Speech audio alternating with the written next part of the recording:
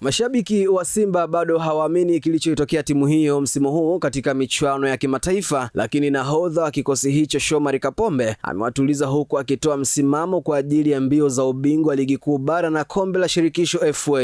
Simba yenye rekodi za kuvutia katika michuano ya CAF msimu huu kwa mara ya kwanza imeshindwa kwenda robo fainali kutokea makundi tangu ilipotinga hatua hiyo misimu minane iliyopita tangu 2018-19 hadi msimu huu ikimaliza mkiani mwa kundi D la ligi ya mabingwa Afrika. Hata hivyo, Kapombe, mmoja wa wachezaji waandamizi wa timu hiyo, amesema licha ya Simba kushindwa kuendeleza ubora katika anga la kimataifa, anaamini wana nafasi ya kurudi katika michuano hiyo na kutoa taji la ligi kuu bara ambalo amelipoteza misimu minne mfululizo. Mara ya mwisho kwa Simba kubeba ubingwa wa michuano hiyo mikubwa miwili nchini ilikuwa ni 2020-21 kabla ya Yanga kujimilikisha kwa misimu minne mfululizo. Lakini akizungumza na moja ya chombo cha habari, Kapombe amesema wamekubali hawakuwa bora katika michuano ya kimataifa na kuwaomba mashabiki wao kuendelea kuwa pamoja nao kipindi hiki, kwani hata wao wanapitia magumu. Amesema walishazoea kuona ubora, lakini kwa msimu huu wameyumba, wakiahidi kurudi imara katika ligi kuu bara na kuwekeza juhudi zote ili kuweza kutoa mataji yaliyo mbele yao kuwapa furaha wana Simba. Nikimnukuu, amesema huu sio wakati wa kulaumiana, ni wakati wa kushikamana kuanzia viongozi wa juu hadi mashabiki. Lengo letu liwe moja, hawapaswi kutukatia tamaa au kuisusa timu. Bado tuna nafasi ya kurudi na kusawazisha makosa. Hakuna